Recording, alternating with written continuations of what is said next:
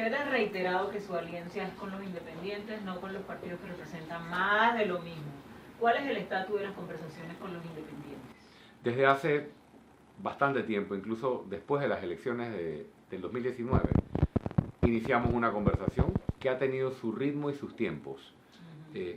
Hoy, a casi un año de las elecciones, puedo compartir que existen conversaciones bastante avanzadas con grupos independientes sobre la posibilidad de unificar un solo bloque de los grupos independientes o de candidatos independientes, es decir, candidatos por la libre postulación. Con la coalición Vamos, por ejemplo, tal como lo hemos manifestado, tenemos una conversación, hemos estado viendo la posibilidad de integrar candidaturas. Ellos tienen un cúmulo de candidatos por la libre postulación que han estado recolectando firmas.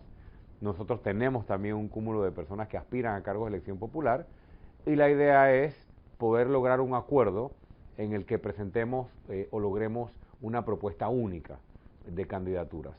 En función de eso, nos hemos acercado a otros independientes o a otros grupos que representan la libre postulación o que representan la misma visión de país que tenemos, y la conversación va en esa misma dirección, es decir, la posibilidad de unificar candidaturas a todos los cargos de elección popular y, por otra parte, unificar una propuesta que se centra en la transformación del sistema político panameño para que responda realmente a lo que el país está pidiendo. ¿Hay algunos cargos, por ejemplo, que ya están más avanzados, tipo la alcaldía de Panamá o diputación en algún circuito en específico?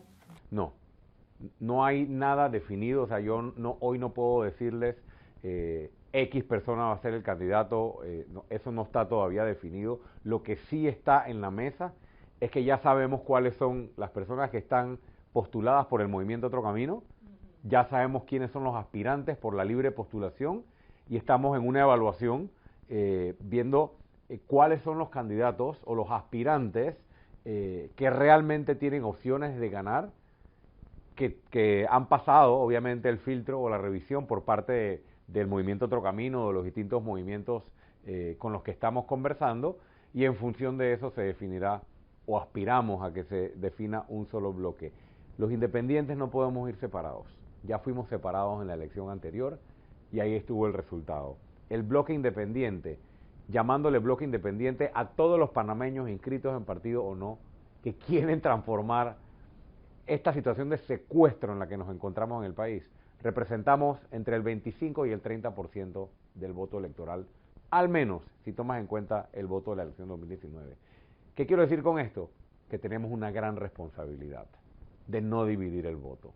Si tenemos 3 candidatos a diputados, para poner el ejemplo, en un circuito uninominal, o 3 candidatos a una alcaldía, un candidato a Otro Camino, un candidato de la coalición Vamos, un candidato por la libre postulación que represente a algún otro grupo, se va a dividir el voto y le vamos a regalar los cargos a los partidos grandes, en bandeja.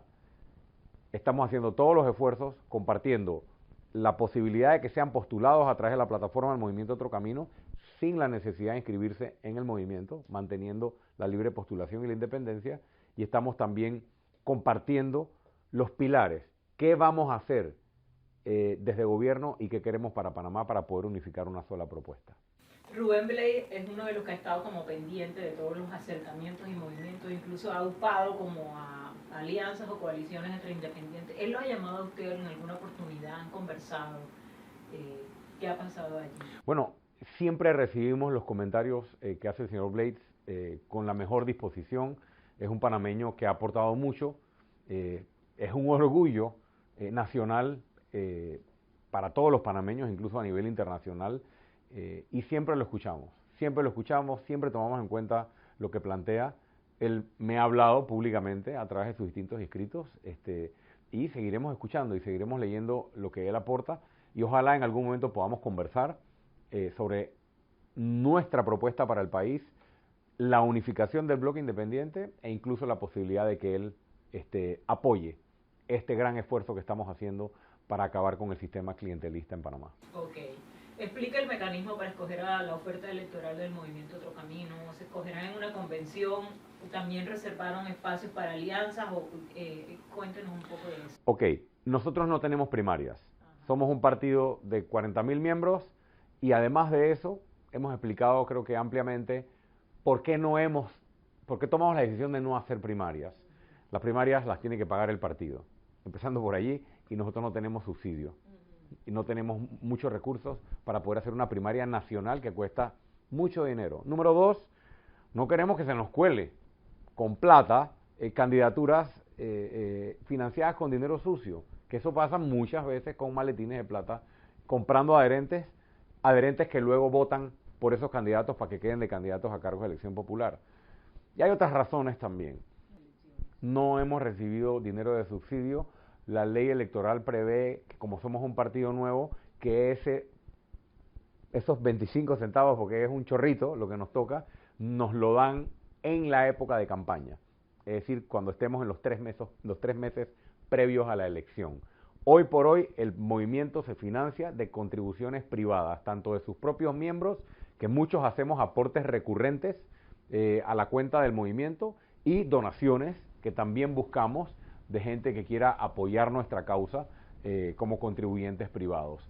Siempre cumpliendo con las mismas reglas que hemos tenido desde que inició el movimiento. No aceptamos donaciones anónimas, no aceptamos donaciones de sociedades anónimas que no sepamos quién es el último dueño o el beneficiario final, no aceptamos donaciones de empresas vinculadas a escándalos de corrupción, y tenemos topes más estrictos incluso de los que la propia ley electoral exige, por una sola razón: porque el movimiento Otro Camino le pertenece a la ciudadanía y no puede tener una sola chequera o 2 chequeras que lo controlen y nosotros entonces hipotecar un proyecto que es para el país. Analistas y en general personas de la sociedad civil y políticos decían que sus aspiraciones se verían afectadas en el tema de popularidad por aquella frase que usted pronunció con el tema de Martinelli. ¿Qué ha pasado con eso? ¿Usted cómo se siente hoy día? ¿Aprendió alguna lección de ese capítulo? ¿Qué nos puede decir? Bueno, lo dije en los días subsiguientes al evento, que sí había sido una equivocación, sin duda que lo fue, porque lo que dije no representa lo que yo realmente pienso y lo que he demostrado con mis acciones en los últimos 6 años de actividad política. Y fue una equivocación la frase utilizada, y no manejé muy bien las explicaciones que salía a decir al día siguiente o 2 días después. Y uno tiene que reconocer cuando uno patina, ¿no? Como dije aquella vez, me hice un chichón, me salió un chichón, y cuando uno se hace un chichón, el chichón se va, pero uno nunca se le olvida con qué mueble fue que te golpeaste. Entonces, quise ser cordial, quise ser amable. Yo creo que todo el país sabe lo que yo pienso del señor Martinelli. Lo he expresado claramente, incluso desde antes de estar en campaña política, en la vida política, cuando estaba en los medios de comunicación y en activismo ciudadano, era tajante con respecto a su actividad y sus vínculos con la corrupción, y no solo de él, sino de otros. Y pienso que las acciones seguirán demostrando la coherencia, la consistencia. Aprendí varias lecciones, sin duda que aprendí varias lecciones. Una, que a veces en este país o en cualquiera te juzgan más por una frase que por los actos, porque sí, viendo un poco yo decía, oye, aquí hay gente que hasta se reúne con Martinelli, hay candidatos que pactan con Martinelli, hay otras, y a nadie crucifican, ¿no? Obviamente me crucificaron por una frase, ya sé que por una frase tal vez te crucifican más que por las propias acciones, pero esas son lecciones aprendidas, ¿no? Y también que cuando uno comete una equivocación, bueno, uno tiene que salir tal vez inmediatamente a decir, hey, metí la pata, eso no representa lo que yo quiero para el país. Y yo creo que la ciudadanía está clara. Mientras él está tratando de evadir la justicia y de utilizar a su mascota y a su perrito para que la gente le ponga atención a un supuesto interés de tener algo para las mascotas, cuando lo que realmente está tratando es de utilizar a las mascotas y utilizar esa desviación para que la gente no le ponga atención al juicio de New Business, donde ha quedado en evidencia cómo se adquirió un medio de comunicación con plata de todos los panameños. A propósito, ¿qué nos puede decir del juicio del caso New Business? ¿Lo ha seguido? ¿Qué? Obviamente tengo parte de mi equipo que lo está siguiendo, yo no puedo seguirlo personalmente.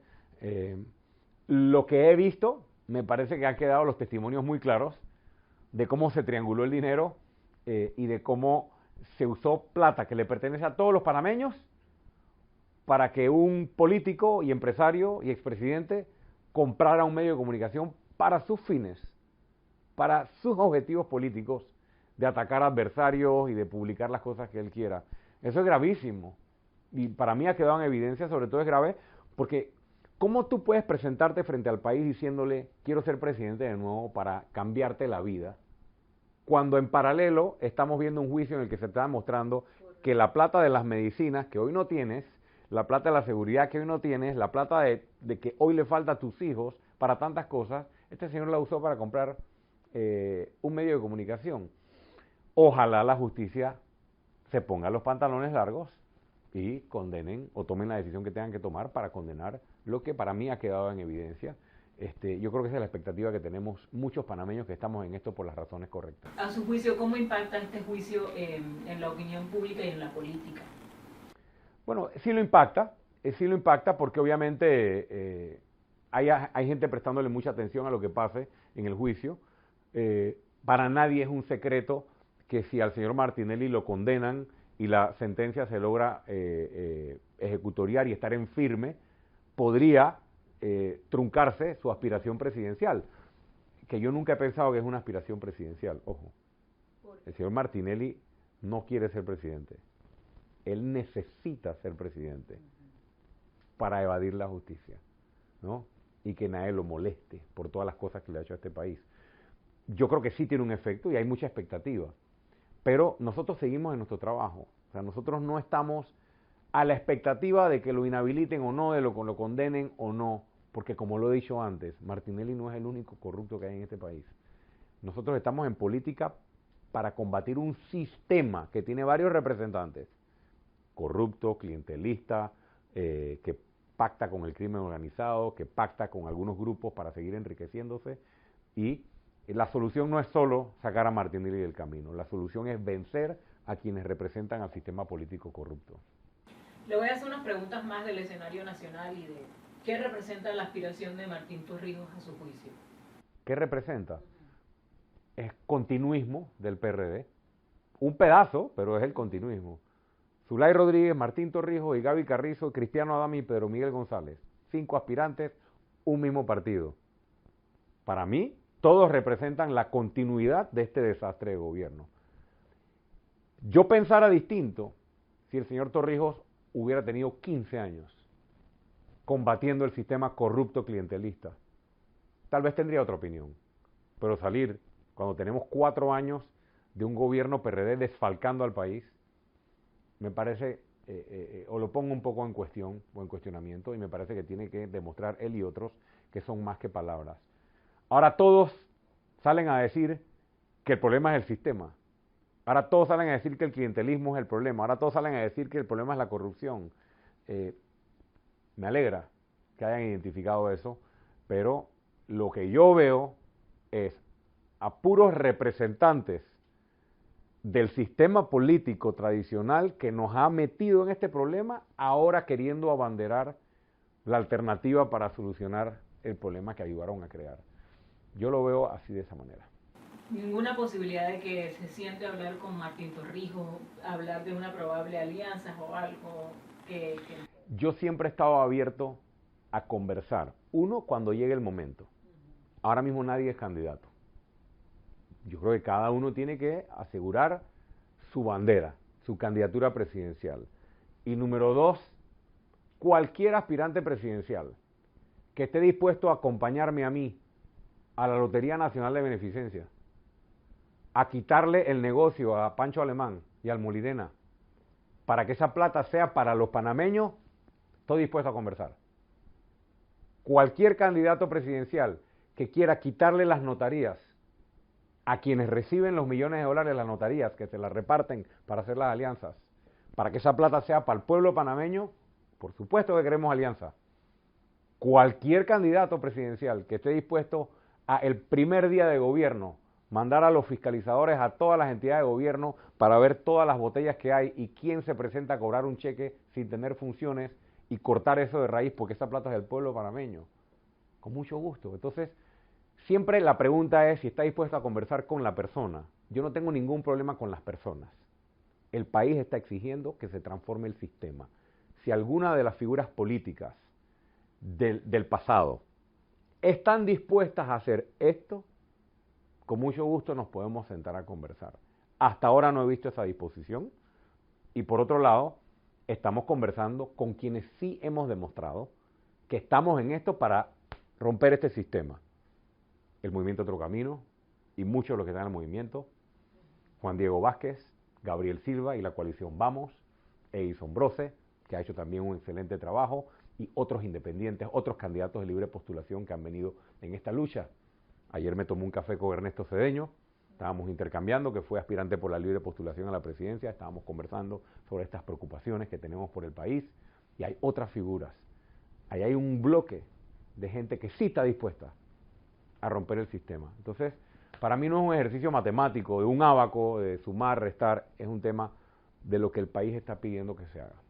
¿Cuál es su análisis de la carrera por la presidencia a través de la libre postulación? En primer lugar está Zulay Rodríguez, que viene del PRD. En segundo lugar está Melitón Arrocha, que viene del Partido Panameñista. Y recientemente Maribel Gordón, que viene como del extinto FAT, se metió entre los tres. ¿Qué piensan?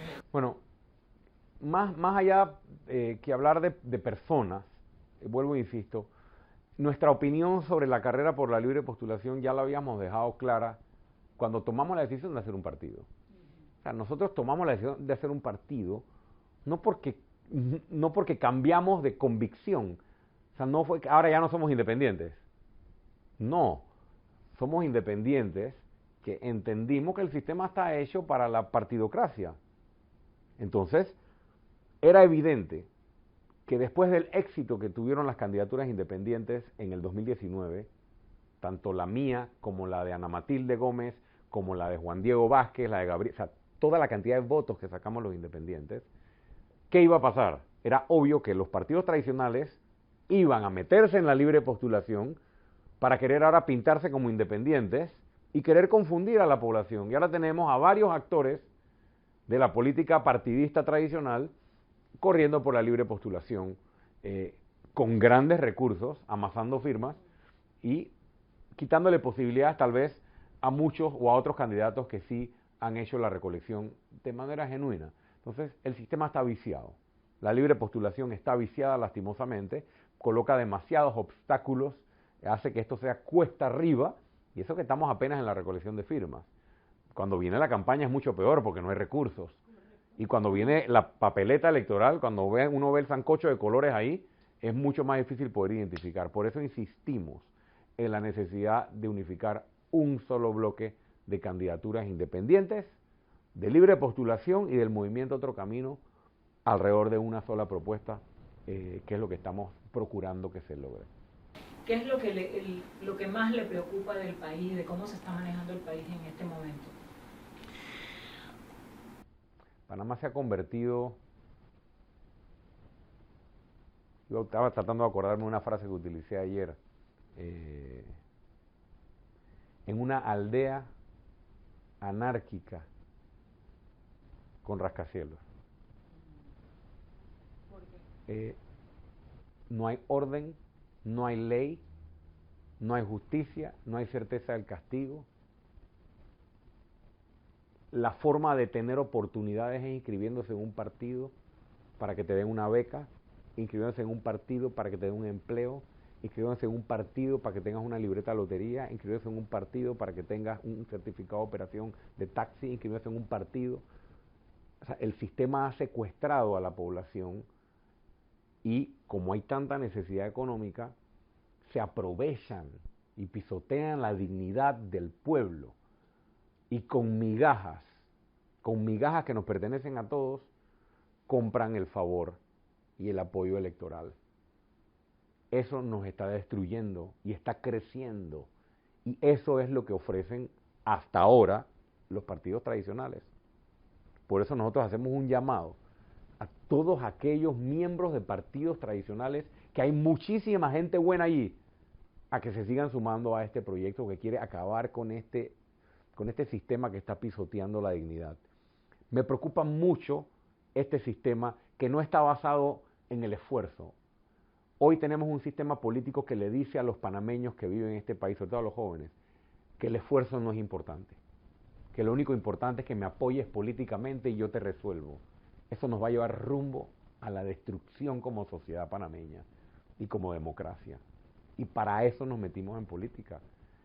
Tengo mucha preocupación por eso y tenemos mucha preocupación por el enorme despilfarro de miles de millones de dólares en corrupción y en gastos innecesarios. Le voy a poner un solo ejemplo.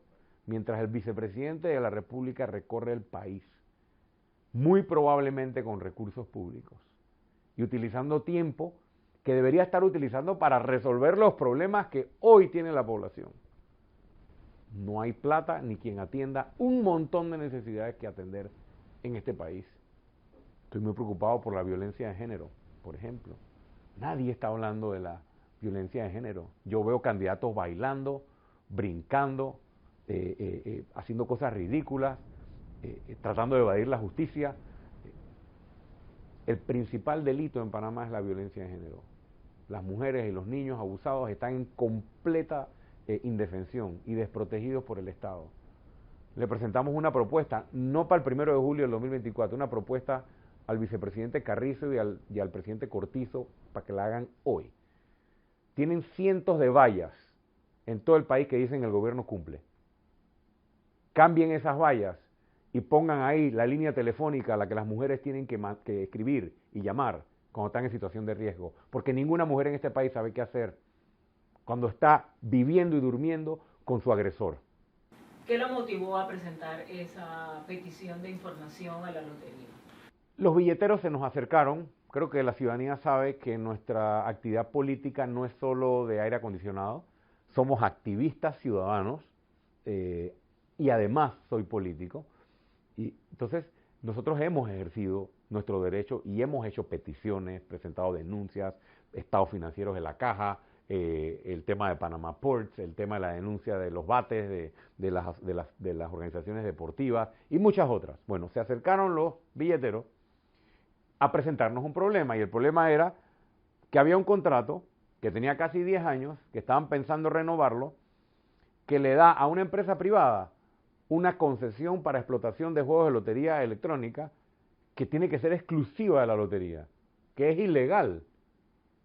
Problema número 1. Problema número 2, que el porcentaje que recibe la lotería y el Estado por esta explotación de una empresa privada es menor que el que hoy recibe. Y tercero, que se está renovando, ya se refrendó el contrato, sin que la empresa, parecido a Panama Ports, haya rendido cuentas. El contrato de esa empresa por 10 años establecía en una de las cláusulas, que la empresa debía semanalmente que presentar informes de ventas. Adivine qué, los billeteros presentaron la solicitud y esta empresa, a la que se le acaba de renovar el contrato ya refrendado, nunca presentó a la Lotería Nacional de Beneficencia informes de ventas. Si se quiere modernizar la lotería, lo que hay que hacer es permitirle a los billeteros y a los compradores poder hacerlo de manera digital. Que el billetero pueda vender de manera digital, que pueda recibir pago por medios digitales. ¿Y por qué presentamos la acción o qué nos motivó? Entendimos la preocupación, vimos que era un tema que forma parte de nuestros objetivos para con el país: transparencia, contratos oscuros, empresas que nadie sabe quiénes son sus accionistas, empresas que no cumplen con el contrato y aún así se les renueva y se les refrenda el contrato. Y además de eso, se puede hacer mucho negocio para favor del país con la lotería. O sea, aquí se pueden mejorar los premios en vez de estar haciendo estos negocios. Aquí los billeteros, que también hay billeteros que tienen que componer o mejorar sus conductas, porque andan vendiendo echarse casado y cosas que no permite la ley. Eso también hay que apuntar el dedo ahí. Pero ven acá, ellos están compitiendo contra la lotería clandestina, que se vende en abarroterías, se vende en casitas y en puertitas por ahí, y la gente va y compra lotería clandestina. Pero se permite la lotería clandestina porque no hay una forma en que el billetero pueda competir. Entonces, la lotería debería estar generando muchísimo más recursos, miles de millones de dólares para beneficio de los programas sociales del país, y hoy solo le da al Estado, si acaso, 100 millones de dólares. Presentamos la acción por eso, se vence ahora a principios de junio, 8 o 9 de junio, la petición, vamos a estar allí para exigir la respuesta. Y aprovechamos que presentamos esta acción para volver a poner el dedo en el tema del clientelismo y en el favor político. O sea, no puede ser entonces cuando a mí me preguntan, pero ¿cuál es el problema con las alianzas? Mientras las alianzas sean para seguir dándole la lotería como cuota política para que se lleven los millones de dólares de los panameños, tres bellacos, esa no es la alianza que este país está pidiendo, ni la alianza por la cual nosotros nos metimos en política. Todo ese negocio que hacen y esos millones de dólares que se llevan, hay que ponerlos al servicio de la salud y de la educación de los panameños o de los jubilados o de tantas necesidades que tiene el país. ¿Usted sabe cómo funciona esto? Se consiguen gente que le pidan libretas, le asignan libretas a la gente y luego esa gente que vende billete y chance tiene que voltearse y entregarle parte de su ganancia a alguien más arriba que fue el que le consiguió la libreta y ese dinero se pierde y no son $3, son millones de dólares con las que siguen haciendo negocios y siguen enriqueciendo a algunas personas a costa del dolor y de la necesidad de muchos panameños.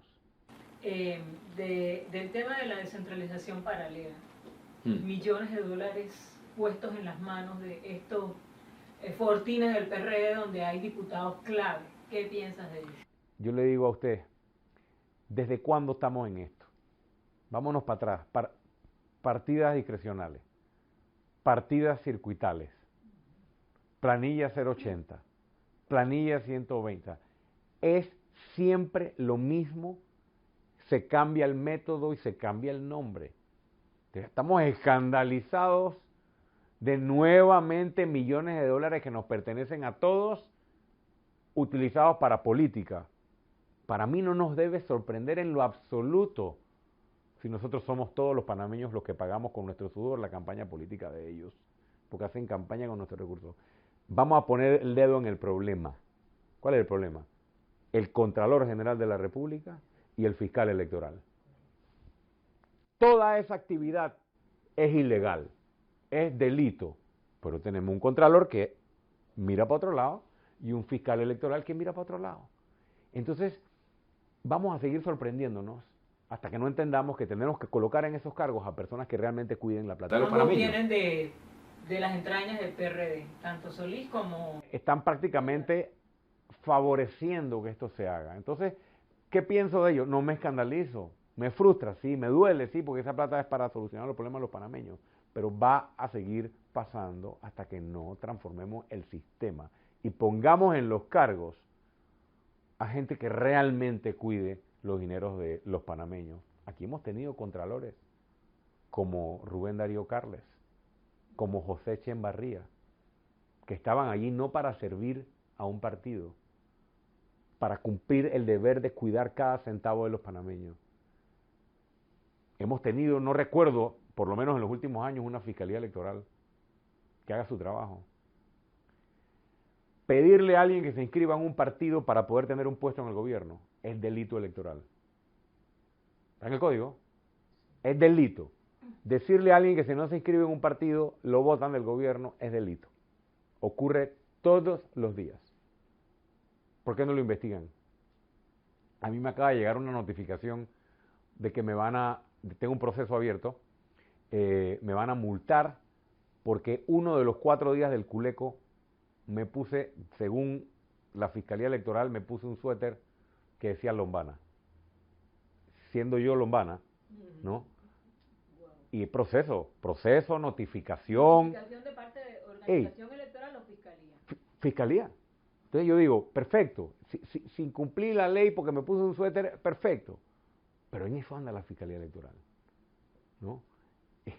Cuando aquí todos los días utilizan los millones de dólares de los panameños para hacer política y la Fiscalía Electoral, bien, gracias y tú. Entonces no nos pongamos bravos solamente con las juntas comunales que están utilizando la plata para política, o en el MEF quién transfirió o quién tomó la decisión de autorizarlo. Apuntemos el dedo a quien mira para otro lado y tiene el deber constitucional de detener esto, que es la Fiscalía Electoral y es el Contralor General de la República.